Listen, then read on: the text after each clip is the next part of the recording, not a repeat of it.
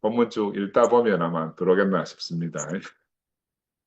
그래서 오늘 2026년 6월 27일 하나님 나라 2PM 토요 줌 모임을 시작하겠습니다. 오늘 그 제목이 지금 유명한 먼저 그의 나라와 그의 의를 구하라 하는 말씀을 가지고 저희들이 교제를 하겠습니다. 본문 내용이 조금 깁니다. 마태복음 6장 25절에서 34절 말씀인데 그래도 한번 중요한 말씀으로 생각하고 한번 읽어보겠습니다. 그러므로 내가 너희에게 이르노니 목숨을 위하여 무엇을 먹을까 무엇을 마실까 몸을 위하여 무엇을 입을까 염려하지 말라. 목숨이 음식보다 중하지 아니하며 몸이 의복보다 중하지 아니하냐. 공중의 새를 보라. 심지도 않고 거두지도 않고 창고에 모아 들지도 아니하되 너희 하늘 아버지께서 기르시나니 너희는 이것들보다 귀하지 아니하냐. 너희 중에 누가 염려함으로 그 키를 한 자라도 더할 수 있겠느냐? 또 너희가 어찌 의복을 위하여 염려하느냐? 들의 백합화가 어떻게 자라는가 생각하여 보라. 수고도 아니하고 길쌈도 아니하느니라. 그러나 내가 너희에게 말하노니 솔로몬의 모든 영광으로도 입은 것이 이 꽃 하나만 갖지 못하였느니라. 오늘 있다가 내일 아궁에 던져지는 들풀도 하나님이 이렇게 입히시거든. 하물며 너희일까 보냐 믿음이 작은 자들아. 그러므로 염려하여 이르기를 무엇을 먹을까 무엇을 마실까 무엇을 입을까 하지 말라. 이는 다 이방인들이 구하는 것이라. 너희 하늘 아버지께서 이 모든 것이 너희에게 있어야 할 줄을 아시느니라. 그런즉 너희는 먼저 그의 나라와 그의 의를 구하라. 그리하면 이 모든 것을 너희에게 더하시리라. 그러므로 내일 일을 위하여 염려하지 말라. 내일 일은 내일이 염려할 것이요 한날의 괴로움은 그날로 족하니라.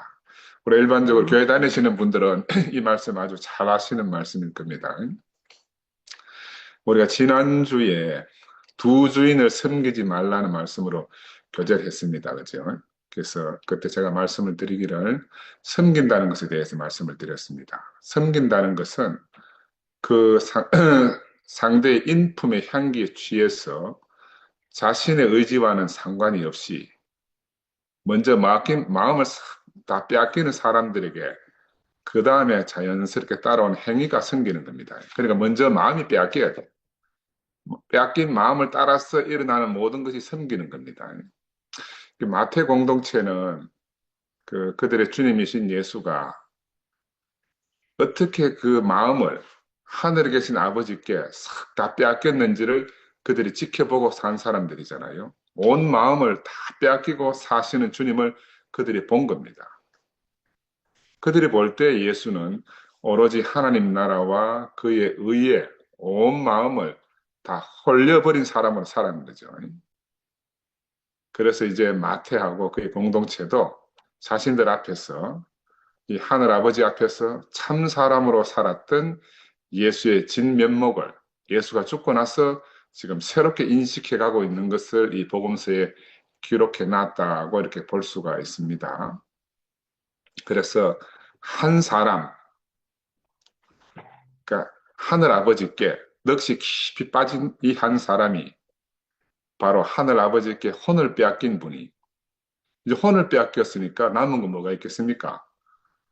우리 영육혼이라고 하잖아요. 그죠?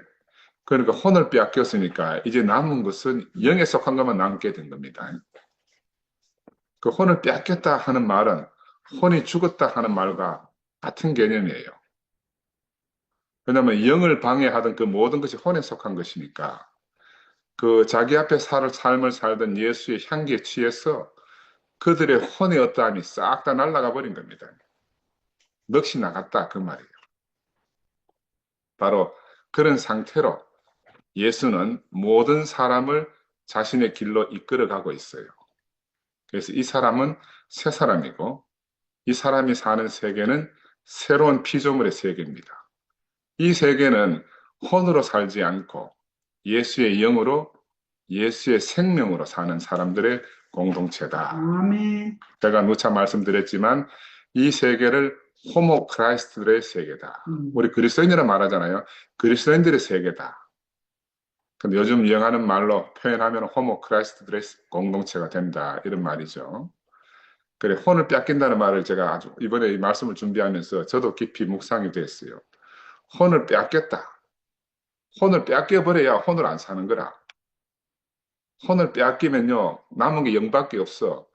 영으로 살게 되는 거라. 영 안에서.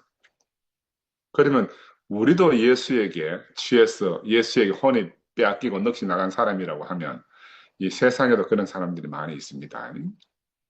그래서 대표적인 사람이 이 시대에 있는데 여러분 우리가 많이 젊은 사람은 많이 잘 아는데 방시혁이 만든 회사가 주식회사 하이브라는 회사가 있습니다. 여기에 많은 아이돌 그룹이 많이 이 회사에 소속되어 있는데 그 중에 유명한 BTS라고 방탄소년단 여러분도 다 알긴 알 겁니다. 그죠? 이 방탄소년단의 혼이 빼앗겨서 방탄소년단 BTS의 영으로 사는 사람들이 있어요. 이 팬 그룹을 갖다가 아미라고 말합니다. 아미. 아미는 군대라는 말이거든요. 그래 BTS의 팬 그룹은 BTS에게 혼이 빼앗겨가지고 그 BTS의 영으로 사는 사람들이라. 이 사람들이. 그 마음을 방탄소년단의 마음을 다 빼앗겼어요. 그래서 이 사람들은 이 BTS 그룹을 섬기기 위해 가지고 자신들의 우상을 섬기기 위해서 정말 좋은 일도 많이 해요. 그들 자신을 방탄소년단을 보호하고 위하는 군대로 인식해서 이름도 암이라고 지었고 그 BTS의 영으로 그들의 삶을 살고 있습니다. 이 사람들은요, 우리가 주님을 따르듯이 자기 형편이나 자기 사정보다가 먼저 이 BTS 그룹을 위해서 사는 사람들이에요. 그래서 전 세계에 팬클럽을 형성해가지고 서로 유기적으로 연결하고 그들의 우상인 BTS를 홍보해서 알리고 그리고 이 팬그룹을 형성해서 세상에 건강한 자선 모금도 하고 사회에 건강한 영향을 미치는 사회 운동도 하고 이렇게 해가지고 지구촌에 선한 영향력을 끼치기 위해서 많은 노력을 합니다. 그래서 이번에 이제 부산에도 BTS 공짜 공연이 있었는데 그때 전 세계에서 20만 명이나 모여왔다 그러잖아요. 대단한 거죠.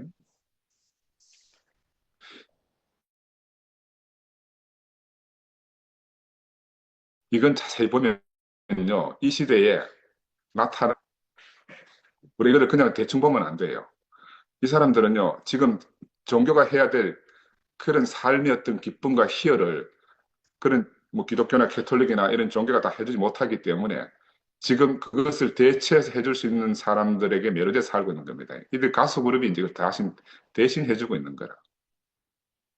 그러니까 이런 사람들을 보고 우리의 시각을 이렇게 넓혀서 보면요. 이 사람들도 영들의 세계 속에 살아요. 어떤 영? BTS 영으로 사는 거다. 예, BTS 혼이 빼앗겼기 때문에. 우리는 누구한테 혼이 빼앗겼어요? 우리는 예수한테 혼이 빼앗겼으니까 우리는 예수의 영으로 사는 거라. 그러니까 영영하는 거 어렵게 생각하면 안 돼요. 혼이 나가고 넋이 나가면 그 영으로 살 수밖에 없어. 예? 그영 받아야 된다 이런 거 헷갈리지 말고 영을 받는 게 아니고요. 내가 넋이 나가면 그 사람을 사는 거라. 예수에게 넋이 나가면 예수의 영으로 살고 다른 것에 혼이 나가면 그 다른 것에 영으로 사는 거라. 이걸 성경은 뭐 성령의 반대말이 뭡니까? 뭐 악령이라고 하든지 마귀라고 하든지 이렇게 말하는 건데요. 그렇게 막 아주 상대방을 막 그렇게 무시하듯이 말할 필요는 없고 각자가 혼이 빼앗긴 그 대상의 영으로 사는 겁니다. 그 대상의 영으로 사는 거라. 그래서 지금은 영의 시대가 되었습니다.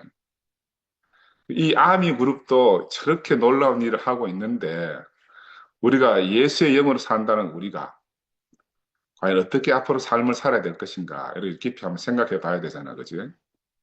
그래서 지금 우리는 이런 격변기에 살고 있습니다.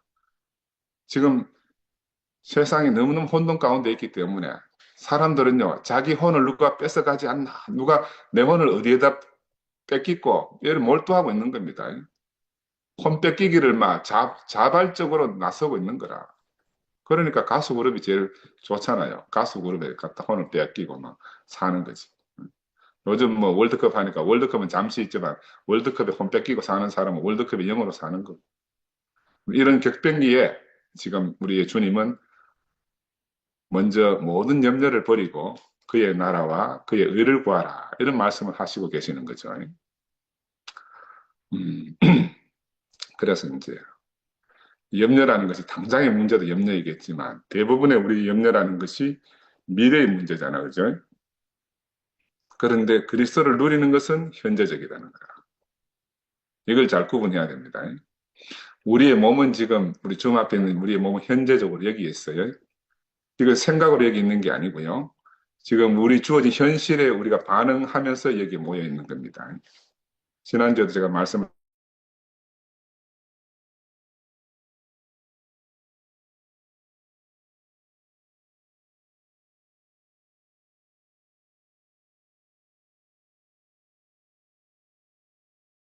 하게 됐는가 하면 인간이 언어를 가지면서 생겨난 시간 개념이 과거, 현재, 미래라는 거예요.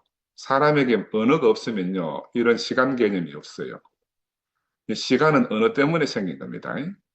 이 언어 때문에 생각이 출현했어요. 생각이 나타나고 나니까 사람에게 시간 개념이 생겨서 과거도 추억하고 미래를 염려하게 됐어요. 그래서 이런 것들이 어디서 왔는가를 여러분이 잘 기억해야 되고요.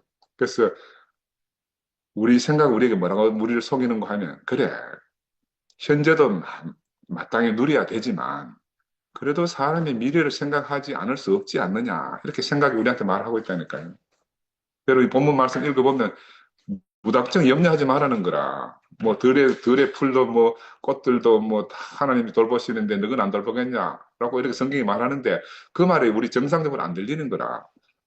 말은 맞는 것 같은데 하늘 아버지가 다 돌보는 것 같은데 현실을 딱 보면은 내가 염려를 해야 될 것 같은 거라. 그죠? 그래서 이런저런 이유로 우리가 미래에 매여 살고 있습니다. 근데 사실은 이 미래를 우리가 본 적이 없어요. 여러분이나 저나 한 번도 이 생각 속에 있는 미래를 만난 적이 없다니까요. 그 만난 적 없는 미래를 두고 우리는 계속 염려하고 살아. 그죠? 그러니까 어떻게 됩니까? 현재는 절대로 누리질 못하는 거라. 항상 미래를 땡겨와서 걱정하다가 현재는 그냥 지나가는 거라. 현재는 미래의 걱정 때문에 현재는 그냥 팡팡팡팡 지나가니까 이 사람은 살았어도 죽은 사람이라. 한 번도 제대로 된 삶을 살 수가 없는 사람이죠. 저도 이제 이 문제 오늘 준비하면서 그런 생각이 들었어요. 내가 오래전에 우리 이제 세상을 떠난 윤주하고 교회 생활하면서 여러분도 옆에서 보셨겠지만 저한테 늘 이 문제가 늘 붙어 따라다녔습니다. 요즘 같이 더운 날 있잖아요. 윤주가 보면 내보고 좋으니까 막 오빠 하고 온다니까. 숨도 막 흘리면서 막 땀도 냄새 풀풀 풍기면서. 그래가 야는 막 30cm, 50cm 캐도 막 내가 거리를 아무리 둬도 계속 붙어와가 포옹을 해야 되는 거라. 그러면 나는 밀고 막 그런 기억이 지금도 생생해. 지금도. 그런데 그렇게 밀어내고 나면 내가 어떤 생각이 들겠어요. 내가 너무너무 또 내 자신이 후회스러운 거라.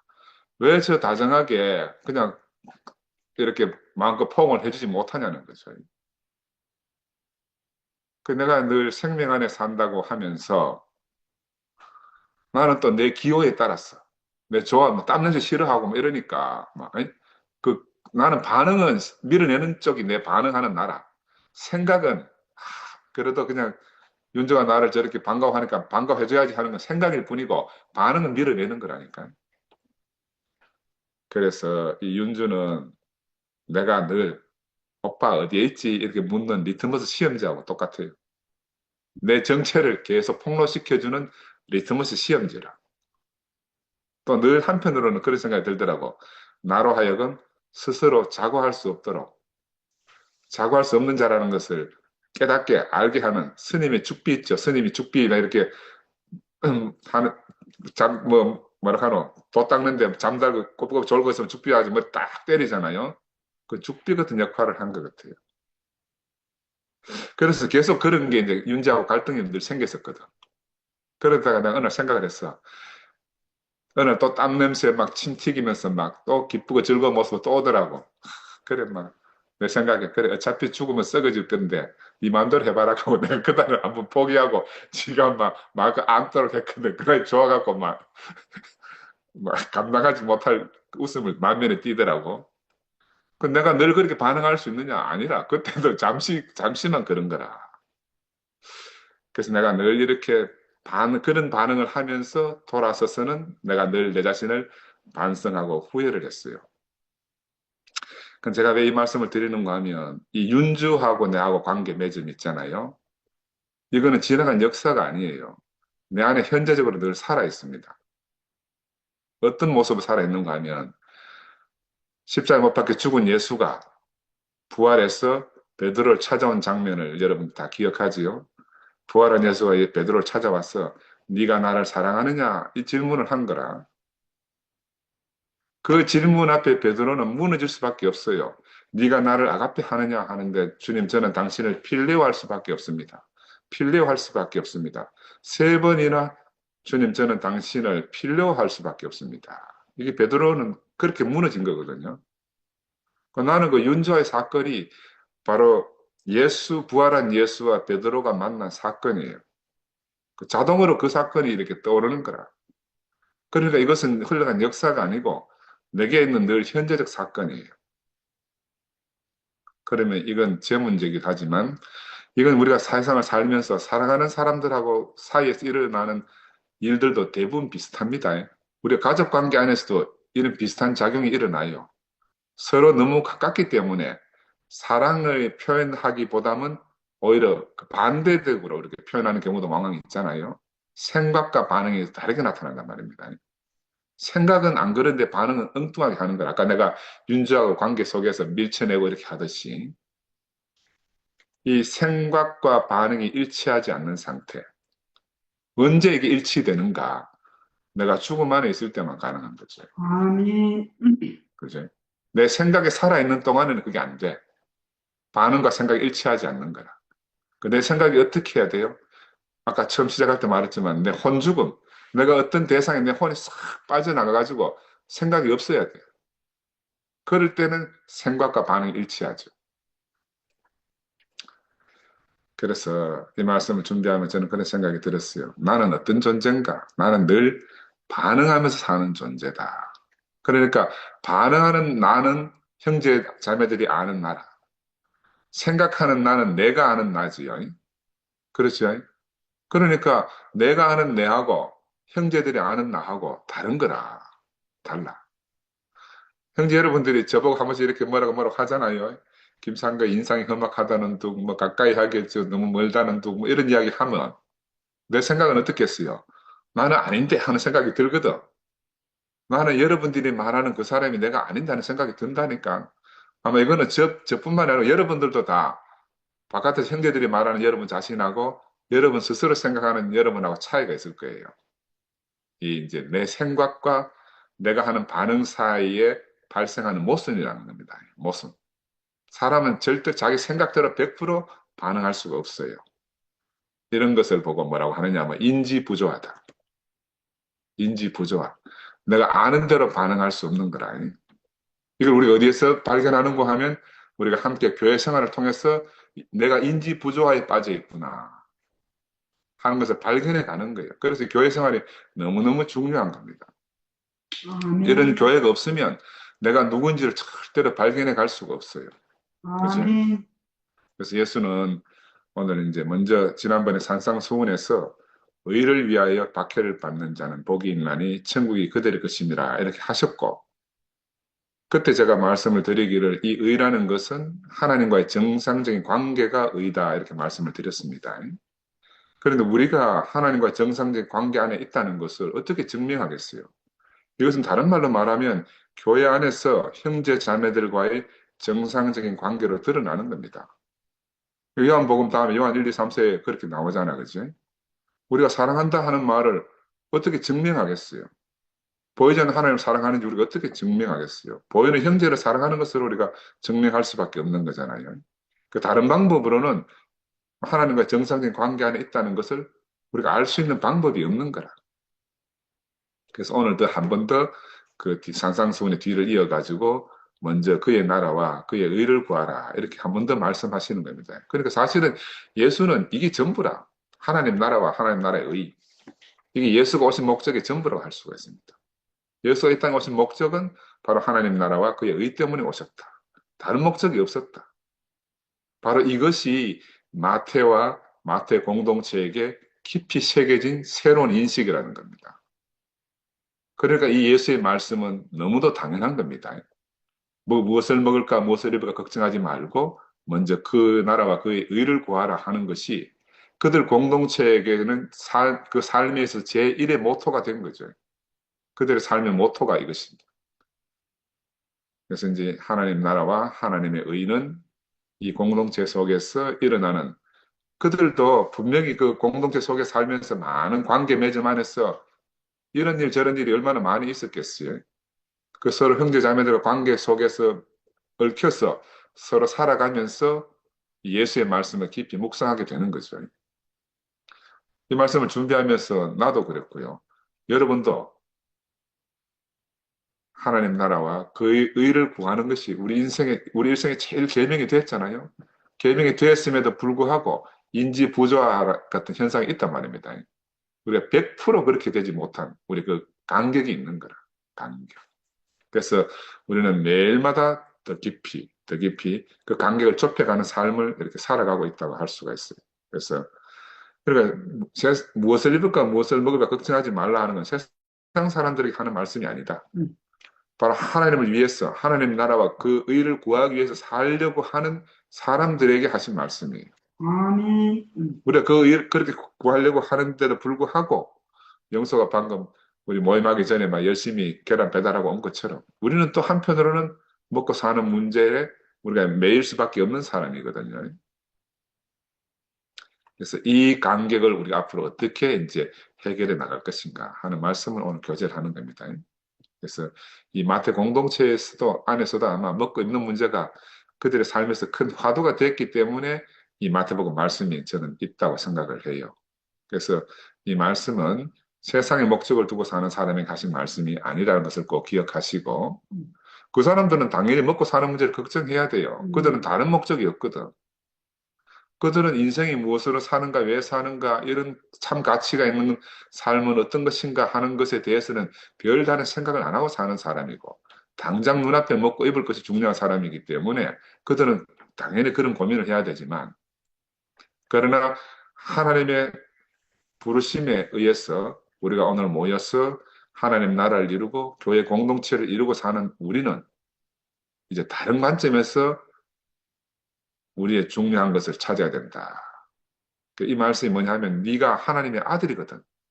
먹을 것과 입을 것을 걱정하지 말라는 거라. 그죠? 우리가 참 하나님 부르심을 입고 택함을 받고 하나님 나라 부르심을 입고 왔어. 하나님 아들로 우리가 사는 우리라고 하면은 이런 것들에 매여서 염려하지 말아라. 왜냐하면 하나님 아들은 하나님과 정상적인 생명 관계에 있는 사람이잖아. 그죠? 그럼 이 사람은 정말로 아버지하고 아들의 관계로서 정상적인 관계 안에 있으면 이 사람한테 가장 중요한 것은 아버지밖에 없어요. 예수는 그 아버지가 가장 중요한 아버지를 위해서 자신의 삶의 전부를 던진 사람이니까. 그러니까 정말 내게 아버지가 있으면 하늘에 계신 너희 아버지가 있다면 우리가 왜 염려하냐 하는 거예요. 그래서 이 말씀이 근데 들으면서도 합당한 사람도 있고 아닌 사람도 있을 거예요.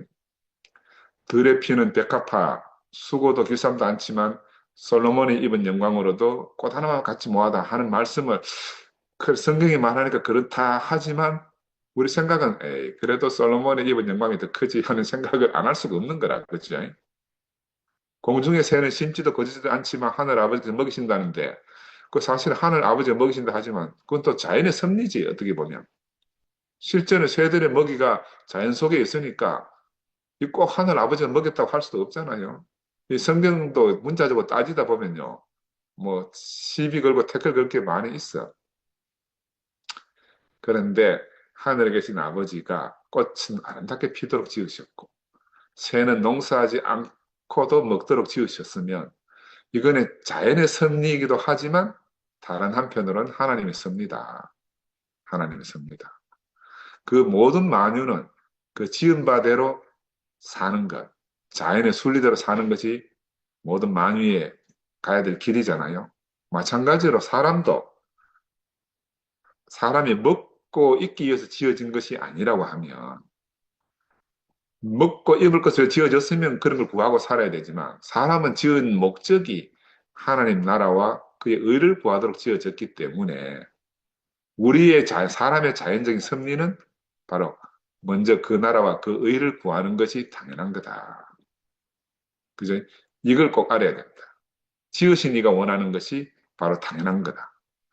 사람을 지으신 이가 이 당연한 관계 속에서 사람을 지었기 때문에 새들에게 당연한 것, 꽃들에게 당연한 것이 있듯이 사람에게도 당연한 것이 있다. 당연한 게 무엇인가?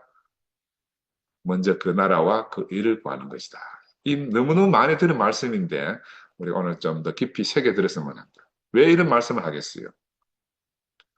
사람의 염려가 있어가지고 이 염려가 하나님이 사람을 쓰시려고 지은 그 목적을 이루지 못하던 방해하고 있기 때문에 우리가 왜 하나님 부르시는 그 길을 터벅터벅 정상적으로 못 가는가 하면 중간에 염려가 끼어들어와서 그렇다. 염려가 어디서 나왔어요? 아까 말씀드린 대로 생각에서 나왔다.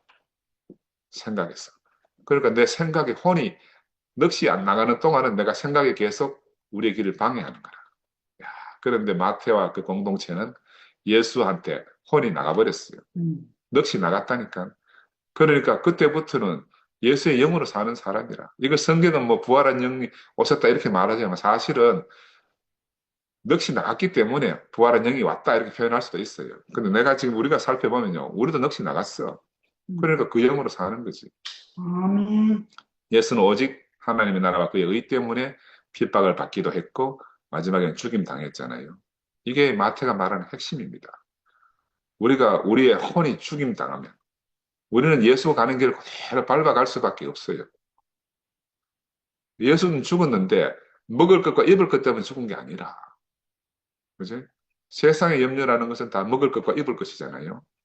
그러니까 오늘 이 말씀이 왜 있는가 하면은 사람의 먹고 입는 문제를 말하는 그런 의도 때문에 이 말씀이 있는 게 아니고 사람이 그런 먹고 입는 문제의 염려 때문에 하나님의 목적에 쓰이지 못한다. 하나의 목적이 방해받는다. 이 문제를 말하려고 하는 거라. 그죠? 그래서 우리가 내가 내 자신의 주인이 되면 우리는 염려를 벗어날 수가 없습니다. 그럼 내가 내 자신의 주인이 안 되려면 어떻게 해야 돼요? 내가 혼이 나가야 돼. 이 생각이 나가야 돼. 혼이 빠져나가야 되는데, 뭐, BTS에 빠져나가든지, 뭐, 어디 뭐, 월드컵에 빠져나가든지 할 수 있는데, 우리는 예수에게 우리 혼이 빠져나가야 되는 거야. 예수에게 취했어. 우리 혼이 빠져나가면 혼이 없잖아요. 우리 그때부터 영으로 사는 거지. 뭐. 예수의 영. 하나님 태초부터 준비해 주신 그 영의 생명으로 사는 거지. 야, 나는 이거 이번에 말씀 준비하면서, 야, 이렇게 간단한 건데, 막 기도해서 산에 가서 막 산뿌리, 뭐 나무뿌리 뽑아가면서 막 그걸 기도할 필요가 뭐 있어요. 내 앞에 계신 주님에게 내 혼이 싹 나가면 내가 그 주님의 영으로 사는 건데. 아멘. 그래서 우리가 무엇으로 사는지, 왜 사는지 목적이 없고 정체성이 없으면요. 계속 흔들리는 거라. 뭐, 갈대가 흔들린단 말입니다. 뭐 말은 좋지 생각하는 갈대라고. 요즘 있잖아요. 유행하는 언어 중에 뭐 부캐 이런 거 들어봤지요. 부캐. 뭐 신부가 들고 있는 부캐 말고 부캐. 두 번째 직업. 그죠? 본업은 무엇이고 부업은 뭐냐. 그래. 먹고 살기 팍팍하니까 부업을 안 하면 못 사는 거라. 그걸 부캐라 한다고 하대요. 한 가지 직업만으로 먹고 살기 힘들기 때문에 부업을 띄어 살 수 있다. 그래서 본캐가 있고 부캐가 있다. 참 세상 사람들한테 말도 잘 지어내요. 그래서 우리의 본업은 뭔가? 우리 본업은 하나님 나라 백성이라. 우리의 부업은 뭐예요? 내가 세상에서 밥 먹고 사는 게 부업이라. 이걸 혼돈하면은 오늘 이 말씀이 이제 헷갈리는 거라. 본업이 하나님 백성인 걸 알아야 돼. 그 본업이 성공해야 되지 부업이 성공하면 안 된다. 부업을 망하라 하는 게 아니고 본업이 성공해야 진짜 성공한 사람이다. 본업은 망했는데 부업만 성공하면 그건 실패한 사람이죠. 그래서 세상은 지금 이 거꾸로 되어 있어요. 그래서 부캐, 부업이 본업이 돼가지고 다 먹고 사는 게 주가 돼가 있으니까 먹고 사는 길이 막히면 인생이 다 막힌 줄 아는 거예요. 우리는 본업이 분명하면요. 부업은 잘 될 수도 있고 잘 안 될 수도 있어요. 그 부업 때문에 우리 인생이 흔들리지 않는데 이 본업이 분명하지 않고 정체성이 흔들리면요. 부업 때문에 왔다 갔다 하는 거라. 그래서 우리 삶의 가치는 전적으로 어디에 달려 있는가? 우리의 본업에 달려 있다. 우리 본업이 뭐예요? 하나님 나라의 백성이다. 아멘. 그래서 우리가 하나님의 거룩한 목적 때문에 구원받기도 했고, 그 목적 때문에 부름받기도 했고, 그리고 하나님의 보호하심과 은혜 가운데서 잘 육성되었던 그 이스라엘 백성들이 예수가 오실 때까지 뭐 했어요? 염려를 오직 먹을 것과 입을 것 때문에, 나라 잃어버린 그런 염려 때문에 하나님을 찾기도 하고 버리기도 하고, 하여튼 하나님이 왜 부르시는가를 다 잊어버리고 살았어요. 이 대표적으로 이스라엘이 그랬단 말입니다. 애굽을 나가서 가나안으로 행하던 이 이스라엘이 40년 동안 매인 게 뭐예요? 무엇을 먹을까? 무엇을 입을까? 하도 걱정을 많이 하니까 하나님 매일마다 만나를 내려주면도 나중에는 질렸다고 또 하나님 항변하는 이 사람들이잖아요. 매일 하나님을 시험하고 하나님을 거역하는 사람. 근데 그들이 40년 다 살고 나가지고 그 염려 때문에 그들이 정말 배부를 수 있었는가? 염려 때문에 그들의 생활이 호화롭게 됐는가? 불가능한 거라. 그치? 그래서 그들의 염려는 그들이 가나안에 들어가는 시간을 지연시켰고, 그들의 염려는 마침내 하나님을 진노하실 수밖에 없게 만들었잖아. 그죠? 그래서 하나님이 왜 그들을 이스라엘 애굽에서 불러내셨는가? 먹을 것과 입을 것을 염려하라고 불러낸 게 아니잖아요. 가나안 땅에서 하나님 나라가 되라고. 하나님의 백성으로 그 땅의 소출을 거두어서 내게 예배를 드리라고. 그렇게 하나님 불러내셨는데, 그럼 부르신 목적을 다 망각해버린 거죠. 하나님은 늘 이런 고백을 듣기를 원하잖아요. 하나님 우리의 하나님이 되시고 우리는 하나님의 백성이 되겠습니다. 이런 고백을 듣기를 원하는데 날마다 눈만 뜨면 무엇을 먹을까 무엇을 입을까 걱정하고 있으니까 하나님 협회가 뒤집어지겠죠. 그치? 하나님 뜻을 전혀 알지 못하고 왜 자기들을 구출하신지를 모르고 이런 걱정을 하고 있으면 얼마나 하나님 보시기에 민망도 하고 한심한 일이겠습니까? 하물며 이제 군사로 부름받아도 우리 그런 말을 하잖아요. 아까 BTS의 그 아미, BTS의 그 팬그룹도 아미라고 군대라고 이야기하는데 우리가 하나님 군사로 부름받았다고 성경에 이렇게 나와 있는데도 우리가 매일 무엇을 입을까 무엇을 먹을까 염려하면 얼마나 어리석은 일입니까? 우리의 관심 어디에 있어요? 우리를 속이는 자에게, 우리의 적에게 우리의 모든 관심이 쏠려야 된다. 그죠? 우리 이 목사님도 자주 말씀하셨는데 신명기 25장 4절에 보면 일하는 소의 입에 망을 씌울 농부가 없다 이런 말이 나와요. 그러니까 우리의 염려는 왜 있는가 하면은 우리가 가야 할 길을 방해할 목적으로 사탄에 의해서 만들어진 거다. 사탄이 우리 어디를 점령했어요? 우리의 생각을 점령했다. 이 생각, 뇌에서 만들어진 이 생각은 내가 다 속이는 것이고 가짜라고 말씀을 드렸습니다. 여러분 꼭 기억하세요. 뇌의 작용은 전부 다 거짓이다. 그래서 객관적으로 사람이 염려할 항목은 정말 많잖아요. 그런데 내가 무엇을 목적으로 사느냐 하고 딱 목적이 정해지면요. 그럼 수만 가지 염려가 다 사라집니다. 이 신기하다니까요. 전장터에 딱 가가지고요. 적 총알이 막 빗발치는데 내가 적을 무찔러야 될 사명이 있으면요. 지금 집에 뭐 가서 뭐 부엌에 불이 꺼졌는가 안 꺼졌는가 뭐 그죠. 문을 잠갔는가 안 잠갔는가 이런 생각할 겨를이 없는 거라. 그죠? 지금은 당장 살아야 되고 적을 무찔러야 되는 이거밖에 없는 거지. 그리고 염려가 전혀 힘을 발휘할 수가 없잖아. 그렇지? 그러니까 우리의 목적, 하나님 인생을 지으신 목적, 이걸 깨닫고 사는 건 너무너무 중요하다. 아멘. 그래서 목적에 따라서 중요한 것과 안 중요한 것이 갈라지는 거라. 그러니까 하나님 목적 안에 있는 사람의 중요한 것과 세상에 사는 사람의 중요한 것이 다르기 때문에 하나님은 우리에게 먼저 그의 나라와 그의 의를 구하라 하시는 겁니다. 그래서 우리 인생을 통해서, 우리 일생을 통해서 우리 안에서 하나님 나라와 그의 의가 펼쳐지는 것이 가장 중요하다. 그래서 인생에 먹고 사는 문제보다 더 중요한 것이 바로 하나님과의 정상적인 관계이고, 이 정상적인 관계 속에 우리가 살 때만 사람의 모든 것이 정상적으로 발생한다. 이 관계가, 이 비틀어진 관계 속에서 발생하는 모든 것은 비정상적이다. 비정상적이다. 그래서 우리가 세상에 나가 사람들하고 살면서 저거 왜 저래 하면 안 돼요. 왜? 그 관계 자체가 비정상이기 때문에 나타나는 현상이 절대로 정상적이지 못한 거라.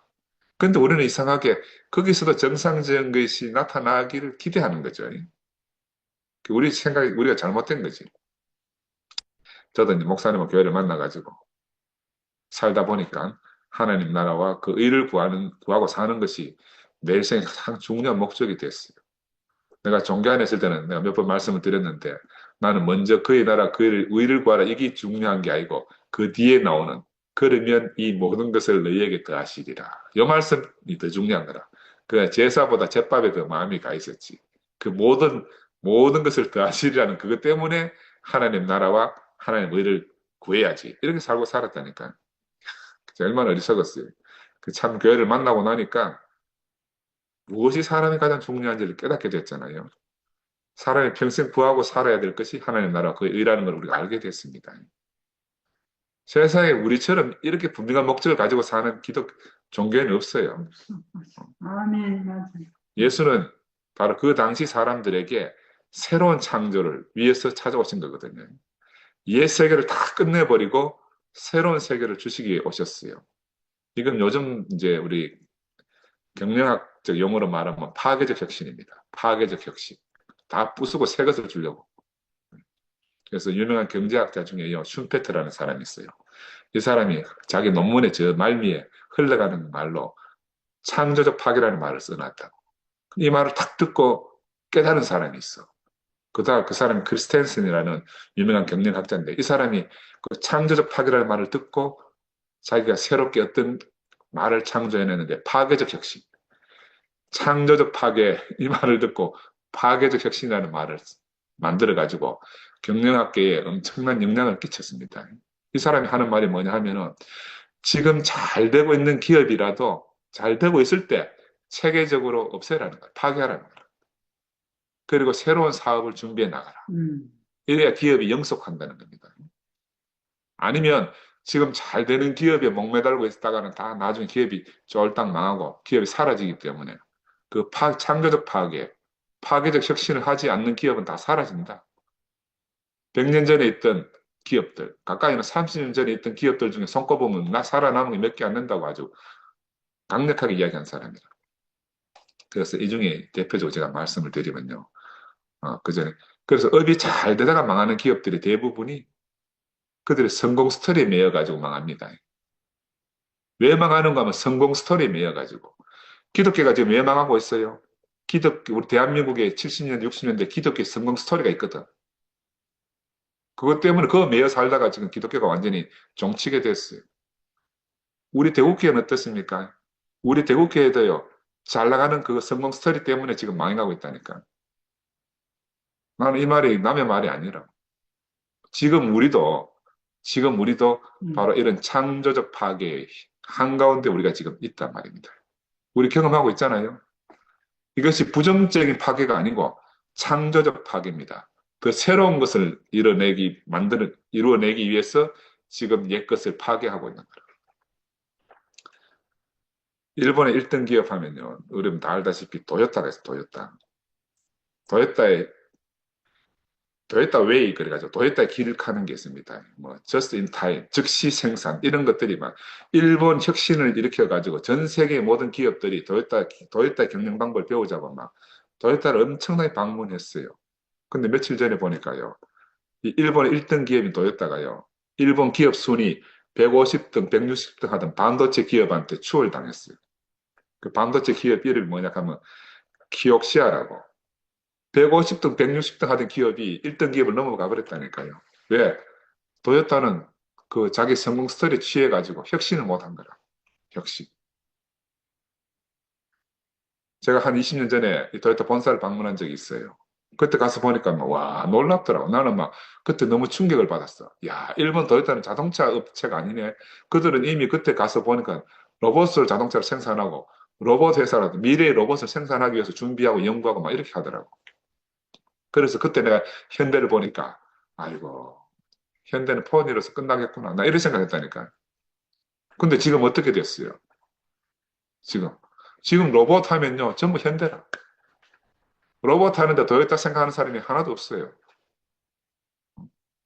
그러니까 경영학적 관점에서 보면 늘 파괴적 혁신, 잘 되는 것을 체계적으로 파괴하는 이런 기업만 살아남고 나머지는 다 역사 속으로 사라진다. 이것이 그러면 기업에만 해당되는가? 예수를 따라서 하는 우리에게도 똑같이 해당된다. 우리 자신에게 창조적 파괴가 없으면 우리도 다 소멸되고 도태된다. 아멘. 그래서 나는 이 예수가 바로 이 창조적 파괴의 전형이다. 이 슈페터나 크리스텐슨이 이런 창조적 파괴나 파괴적 혁신 이런 말을 하기 이전에 이미 2000년 전에 예수는 그 유대교를 파괴해버렸잖아요. 새로운 것을 주기 위해서. 새술은 새 부대에 담기 위해서. 옛 사람을 새 사람으로 만들어주기 위해서. 옛 피조물을 새 피조물로 바꾸시기 위해서. 그 잘 나가던 유대교의 하나님을 혁신해가지고 하늘에 계신 아버지로 천지 계획을 이룬 겁니다. 신이신 하나님을 아버지로 완전히 이 개념을 전환시킨 거예요. 그래서 마태는 바로 이런 예수를 통해 가지고 자신의 전 인생의 통째로 바꿔진 겁니다. 하나님을 신으로 여기는 마태가 하나님을 하늘 아버지로 여기던 사람으로. 이건 천지개벽하는, 우리 그냥 지금 대충 구분 안 하고 듣잖아요. 이건 천지개벽하는 일이거든요. 그러니까 이 예수는요, 유대교를 계승하는 게 아니에요. 지금 우리는, 지금 우리는 기독교를 계승하기 위해서 여기 있는 거 아닙니다. 근데 형제 여러분들 머릿속에 기독교를 계승하겠다는 생각을 가지고 있으면 안 된다니까. 우리가 밤마다 기독교를 계승하기 위해서 모임하는 게 아니에요. 우리는 바로 이 예수가 전해준 참 하나님 나라와 그의 의를 이루기 위해서 우리의 전 인생을 새롭게 혁신하고 있는 겁니다. 아멘. 우리가 가는 곳마다 다 부딪힐 수밖에 없어요. 왜? 옛 것을 버려야 되기 때문에. 옛 것을 파괴해야 되기 때문에. 근데 자꾸 이제 말 쓰는 말이 비슷하고 이러니까 자꾸 이제 그런데 묻어서 막 자꾸 이렇게 헷갈리는 거예요. 제가 2004년도에 그 언저리에 소모임을 하면서 제가 그런 간증을 많이 한 적이 있어요. 나는 지금 새로운 일을 벌일 것이 아니라 지금 하는 업도 정리해야 될 때다. 내가 그런 말을 한 적이 여러분 내가 테이프 많이 들은 사람은 기억할 수 있는데 그때 내가 하고 있던 세종신경과 업도 잘 되고 있었어요. 잘 되고 있었는가. 그런데 어느 날 갑자기 잭슨빌의 문현영님이 찾아와가지고 지금 제가 하고 있는 남산병을 매입하라 하는 거죠. 나는 내 생각이 나는 새로운 일에 대한 관심이 전혀 없었거든. 전혀 없었어. 그리고 교회 생활을 하는데 내가 다른 것을 신경 쓸 여유가 없는 거라. 근데 형님이 끌고 와가지고 막 건물 보여주면서 하라고 하지. 그때 내 속생각은 어땠는가 하면 그 당시에는 우리 교회가 가창을 지금 옮겨가지고 이제 막 새로운 건축을 해야 되는 그런 형편이기 때문에 내가 열심히 지금 병원 해가지고 자금을 한 푼 두 푼 모아서 건축 헌금도 해야 되는데 무슨 또 생빛을 내가지고 저런 큰 건물을 가지고 새로운 사업을 벌리라고 하는 거 나는 막 내 마음속에서 아예 뭐 노 전혀 응답할 마음이 없었거든요. 그런데 형님이 이제 미국 보내고 나서 내 가슴속에 이런 생각이 드는 거라. 형님이 나를 왜 찾아왔는가? 형님이 저 늙은마게 왜 대국교를 만났는가? 또 대국교를 만나가지고 왜 이 꼴짝에 있는 김상근이를 찾아와? 그 세 번이나 찾아왔거든. 찾아와서 저런 말씀을 하시고 강권하는가?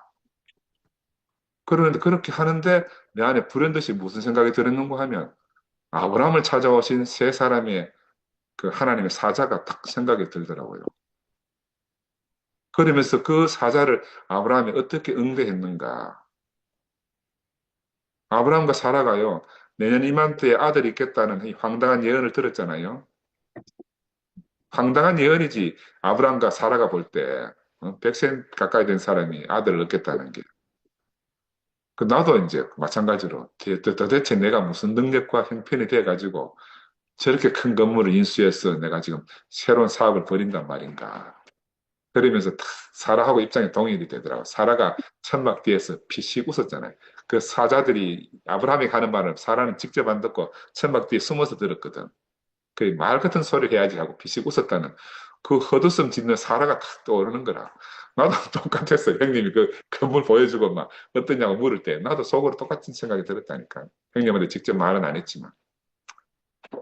그리고 형님을 보냈는데 미국으로. 시간이 지날수록 형님의 말씀을 흘려버리는 것이 하나님 말씀을 흘려버리는 것이라는 생각이 이상하게 들어오는 거라.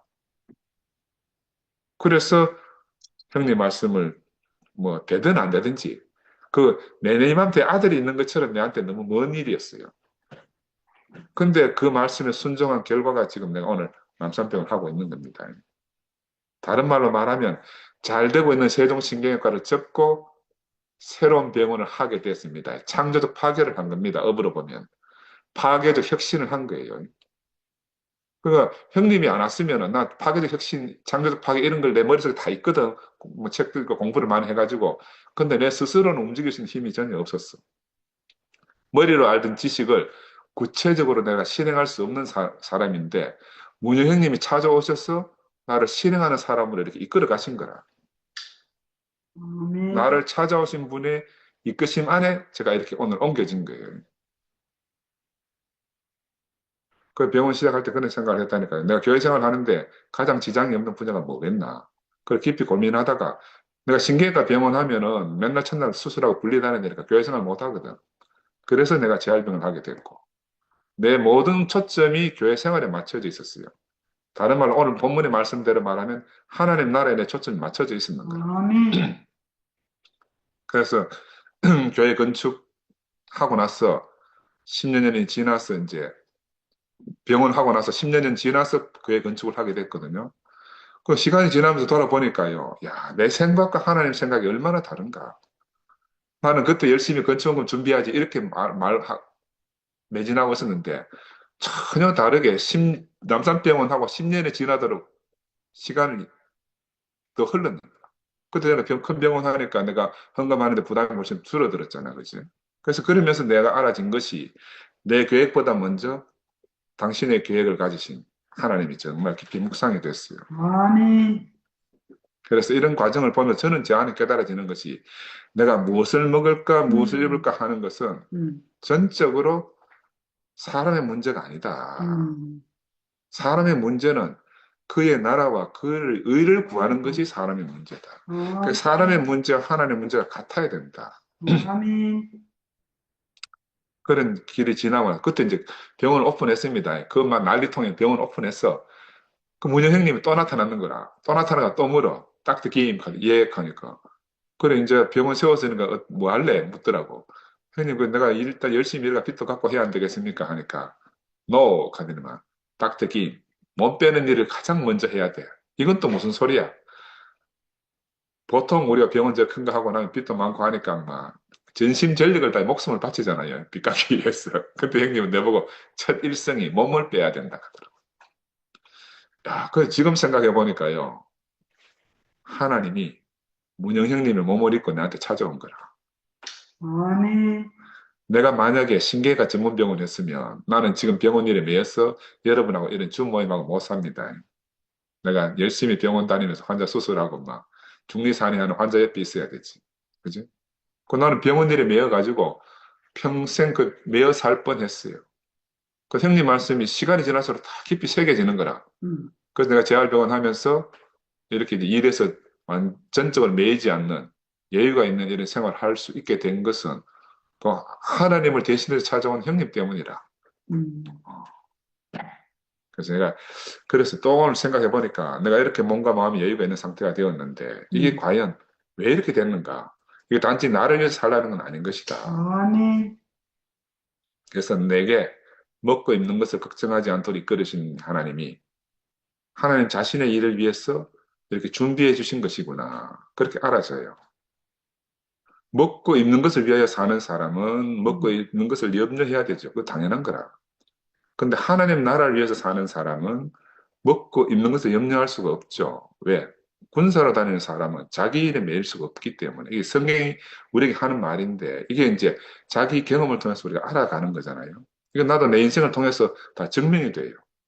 그래서 내가 한편으로 생각할 때 내가 나를 위해서 더 이상 살 시간이 없구나.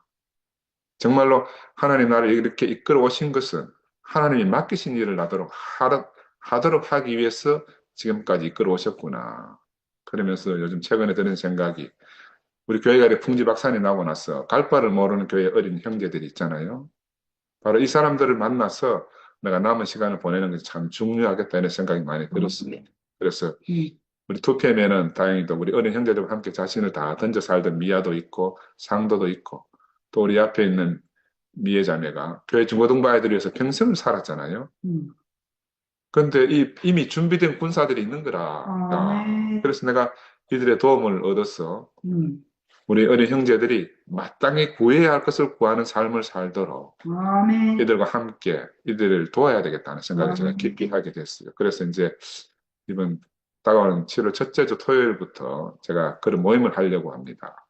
제가 내일 교회 가서 광고도 하고 해야 되는데 내가 의사 연수 평점 받는 날이 내일이라. 그래 하루 종일 또 이제 컴퓨터 앞에서 연수 강의를 드려야 돼가지고 교회를 갈 수 없기 때문에 제가 주임 형제들한테 먼저 이제 공지를 하고요. 우리 광고는 제 대신해서 우리 미애 자매가 교회에서 이제 해줄 겁니다. 그래서 먹고 입는 것은요, 사람이 생존하는 데 필수적인 겁니다. 먹고 입는 것 없이 살 수 있는 사람은 아무도 없습니다. 음, 그러나 하나님 나라의 백성인 너희는 음, 그것들을 염려하지 말고 그의 나라와 그의 의를 구하라는 것이 오늘 말씀의 주제라는 거죠. 아멘, 그래서 이 말씀을 내 준비하면서도 생각해 봤어요. 이 말씀을 아이들한테 하면 아이들 알아듣겠어요? 어떻게 아이들이 이 말씀을 소화하겠습니까? 그렇죠? 그래서 자기 인생에 적용해서 살 수 있도록 이 말씀을 풀어서 해줘야 되는구나. 음, 그래서 제가 그 모임을 빵과 사람이라는 주제를 가지고 그 모임의 단체명은 생명 아카데미. 생명 아카데미 안에서 주제는 빵과 사람. 빵은 먹고 사는 거잖아요. 사람은 어떻게 사는 것이 음, 바람직한가 하는 이 두 문제를 적절하게 잘 연결해서 생명 아카데미를 지금 열어야 되겠다는 생각을 하게 됐습니다. 그래서 먹는 것과 사는 것은 분리된 게 아니거든요. 내 인생의 중심이 하나님 나라와 그의 의를 구하는 삶을 살게 되면 자연히 빵 문제는 해결될 수 있다는 것을 우리 아이들에게 깊이 인식시켜줘야 되겠다. 그래서 그들과 함께 고민하고 그 길을 찾아가는 그런 시간을 가져야 되겠다 하는 것이 이제 최근에 깊이 들었습니다. 그 전부터도 가지고 있었지만 음, 오늘 이 말씀을 준비하면서 이제 제가 더 깊이 알아졌어요. 그래서 저도 저를 돌이켜보면 부름받기 전에 나는 먹고 있는 이 기본적인 문제로 내가 고민하던 사람이었거든요. 내 가능성이 다 끝나고 능력도 다 드러나고 인생의 희망이 다 끊어진 어느 음, 날 캄캄한 밤, 어느 날 갈 바를 모르던 자리에서 친구로 찾아오신 주님이 있었잖아요. 그를 통해서 하나님은 나를 세상에서 하나님 나라를 불러내셨어요. 나는 오로지 내 문제 해결하는 급급한 사람이었어요. 근데 지금 돌이켜보면 하나님은 자기 문제가 더 긴급하셨어. 모든 길이 맞겠다고 생각이 들었을 때 나를 쓰시겠다고 불러내신 겁니다. 음, 아마 우리 어린 형제자매들도 마찬가지 같아요. 모든 부름받은 사람들이 그러하듯이 나는 이때부터 하나님 손에 잡혀가지고 오늘 이때까지 여러 모양으로 지금 다루심을 입었어요. 이것은 시간이 지나면서 그렇게 알아진 거예요. 그 당시는 그저 내 형편이, 내 사정이 더 중요했던 사람입니다. 근데 하나님은 내 형편을 개선시켜 주신 것이 아니고 먹고 사는 문제에서도 내가 가고 싶은 교수의 길이 있었는데 그 길을 다 막으셨죠. 그리고 나를 개헌과를 이렇게 보냈다가 그 당시 생각해보면 내 인생이 절망이었어요. 교회 안에 와서 또 다른 절망을 했는데 그때마다 하나님은 그 절망의 길을 최선의 길을 바꿔주신 것 같아요. 그렇게 생각해보면 그래 하나님의 손길이 아니라고 말할 수가 없어요. 아멘, 그래서 내게 먹고 입을 것을 해결해 주시겠다고 응답하지 않고 당신을 쓰시겠다고 하신 주님이 내가 얼마나 감사한지 모르겠어. 음, 그래서 나는 아담아 네가 어디 있느냐 하는 이 말씀을 처음 들었거든요. 전에는 내가 두렵고 떨리는 부름이었어요. 이 부름이. 근데 이제는 이 말이 내게 정말 복음이 되었습니다. 왜냐하면 아버지가 없는 내게 아버지의 부름이었어요. 아버지 집으로 초대였고 이 아버지 집에는 먹고 입고 할 그런 염려가 없는 곳입니다. 나는 우리 아이들을 바로 그런 세계로 인도했으면 좋겠다 하는 생각이 들고 아멘, 내가 미역이나마 그런 역할을 하고 싶다는 생각이 들었어요. 이런 부름은요, 내가 그때 처음 들었어요. 세상 어디에도 이런 부름으로 나를 불러준 사람이 없었어요. 그래서 나는 모든 염려를 내려놓고 아버지 집으로 돌아왔습니다. 그때부터 나는 한 번도 먹고 입는 것을 염려한 적이 없어요. 정말로 무거운 짐을 다 내려놓고 살았거든요. 근데 우리 주님은 내 짐을 담당해 주셨어요. 나는 이제 주님의 짐을 담당하는 삶을 살아야 될 때가 온 거라. 부족하지만 지금까지도 이제 주님께 쓰이기 위해서 내가 살아왔는데 정말 명확하게 자신의 목적을 가지고 부르신 분이 내 인생의 염려를 다 가져가셨어요. 이런 주님을 찬양하지 않을 수 없는 거라. 아멘. 하나님은 정말 두려운 세상에서 독수리 날개로 나를 업어서 당신의 나라를 이렇게 옮겨주신 겁니다. 그리고 나를 먹고 살 문제에서 자유롭게 하셨어요. 늘 그 문제에 매여서 기갈이 들고 종이 되며 살 수밖에 없었는데 나를 이렇게 날마다 감사만 할 수 있는 인생을 바꿔주신 거라. 그 내가 매일 하나님을 경배하는 것이 내 진실한 행복이죠. 나는 현실 안에서는 늘 감사할 대상이었던 우리 어머님과 이 목사님이 먼저 제 앞에 떠나셨잖아요. 이제 교회만 남게 됐습니다. 제 앞에. 형제 자매들만 남게 됐어요. 그래 형제 자매들은 모두 나를 대신해 살아줄 사람들 아니겠어요. 그건 내 자신이죠. 내 자신. 목사님이 살아생 전에 이런 노래도 지으신 아가서 노래 2장 14절에 바위 틈 낭떠러지 은밀한 곳에 있는 나의 비둘기야. 나로 네 얼굴을 보게 하라. 네 소리를 듣게 하라. 네 소리는 부드럽고 네 얼굴은 아름답구나. 나의 사랑, 나의 예쁜 자여. 일어나서 함께 가자. 우리 이런 노래 참 많이 불렀잖아요. 근데 이렇게 우리를 부르신 주님이 계신 거라. 우리가 먹는 것과 입는 것을 염려하는 사람으로 그런 삶을 살아서 되겠냐 하는 거죠. 그래서 우리는 먼저 그의 나라와 그의 의를 위하여 부름받았다. 이것을 우리가 꼭 기억해야 되는 겁니다. 이런 세계로 부르신 주님을 찬양합니다. 아멘. 아멘. 아멘. 감사합니다. 아멘.